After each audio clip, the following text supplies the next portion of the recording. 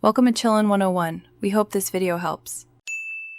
In this video, I will explain how to play Monster Hunter Freedom Unite on Android.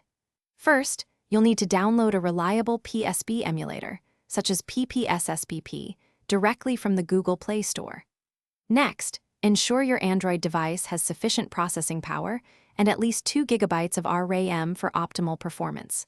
Finally, acquire the Monster Hunter Freedom Unite game file, often referred to as an ISO or CSO, through legitimate means. This initial setup is crucial for a smooth hunting experience. Once your emulator is installed, dive into the settings to fine-tune your experience. For graphics, try enabling buffered rendering and setting the rendering resolution to 1x PSB for a balanced visual and performance output. You can also customize on-screen touch controls to your liking, or for the best experience, connect a Bluetooth gamepad. These adjustments will significantly enhance your monster hunting adventures.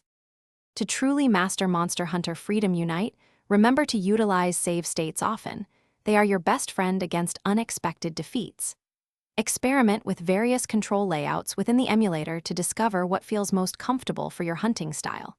If you experience any slowdowns, try adjusting the frame skip setting, starting with 1 or 2 frames.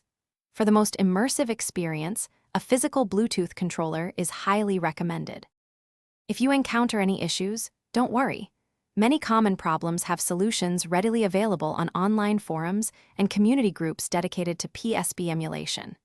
Regularly updating your emulator to the latest version can also resolve bugs and improve performance.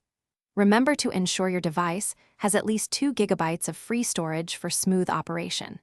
Connecting with fellow hunters can provide invaluable tips and support. Thanks for watching. Consider subscribing if we helped you.